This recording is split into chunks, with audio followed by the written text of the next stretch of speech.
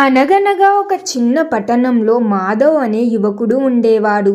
మాధవ్ ఒక పాత సైకిల్ బండిని కొని దానికి చిన్న ఫ్రీజర్ పెట్టి చిరునవ్వు అనే ఐస్ క్రీం బండిని మొదలుపెట్టాడు. మాధవ్ ఐస్ క్రీంలు చాలా రుచిగా ఉండేవి. అతను ప్రతిరోజు తెల్లవారుజామునే లేచి తానే స్వయంగా పండ్లను సేకరించి అత్యంత నాణ్యమైన పదార్థాలతో ఐస్ క్రీం తయారు చేసేవాడు. ఇది చాలా కష్టమైన పని, కానీ ప్రతి ఐస్ క్రీం కోన్ కస్టమర్ ముఖంలో చిరునవ్వు తీసుకురావాలనేదే మాధవ్ లక్ష్యం. అదే వీధిలో సులభ్ సూక్ అనే పేరుతో రాజ్ అనే మరొక వ్యక్తి ఐస్ క్రీం బండిని నడిపేవాడు.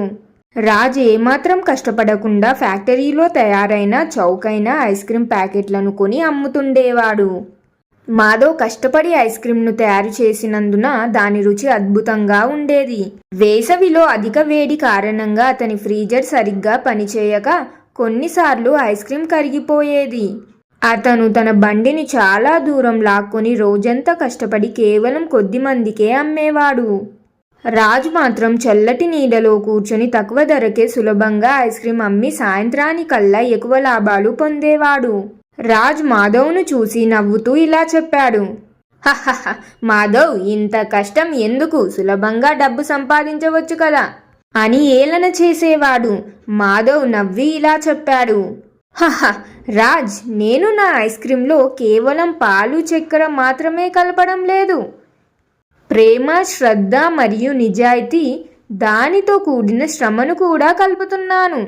అది నా కస్టమర్లకు తెలుస్తుంది. ఏదో ఒక రోజు నా బండి వైపు కస్టమర్లు ఎగబడి వస్తారు అని జవాబిచ్చాడు. ఒకరోజు పట్టణంలో ఒక పెద్ద పండుగ వచ్చింది. చాలా మంది ప్రజలు ఐస్ క్రీం కొనడానికి వచ్చారు.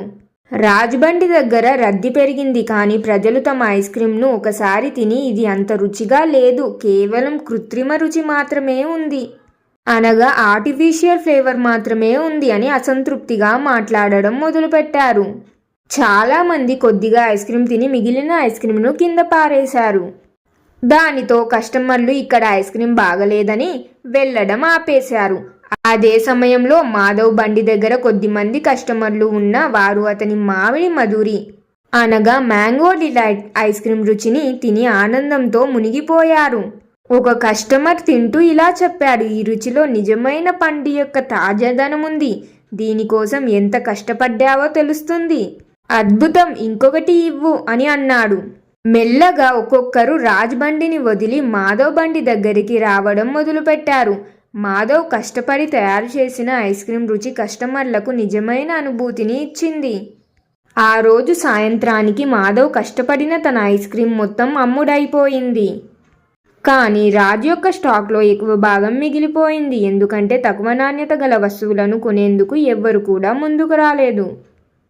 దాంతో రాజ్ తన తప్పును తెలుసుకుని మాధవ్ను అభినందించాడు. నాణ్యత, నిజాయితీ మరియు కష్టానికి విలువ ఎప్పుడూ ఉంటుందని అతను గ్రహించాడు. మాధవ్ ఆ కష్టంతో సంపాదించిన డబ్బుతో కొత్త ఫ్రీజర్ను కొని తన చిరునవ్వు బండిని మరింత పెద్దదిగా మార్చాడు. మోరల్ ఆఫ్ ద స్టోరీ, ఈ కథ ద్వారా నేను మీకు తెలపాలనుకున్న నీతి ఏమిటంటే, కష్టే ఫలి, హార్డ్ వర్క్ పేస్ ఆఫ్.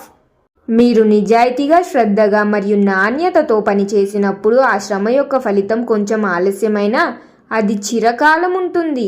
సులువైన మార్గాలు తాత్కాలిక లాభాలను ఇవ్వచ్చు, కానీ కష్టపడి సాధించిన విజయాలు స్థిరమైన గౌరవాన్ని, విజయాన్ని అందిస్తాయి. చూశారు కదా ఫ్రెండ్స్, మరి మీరేమంటారు? ఈ కథ విన్న తర్వాత మీ అభిప్రాయాన్ని కామెంట్స్లో తెలియజేయండి. కథ నచ్చితే లైక్ చేయండి, మీ ఫ్యామిలీ అండ్ ఫ్రెండ్స్ తోటి కూడా షేర్ చేయండి.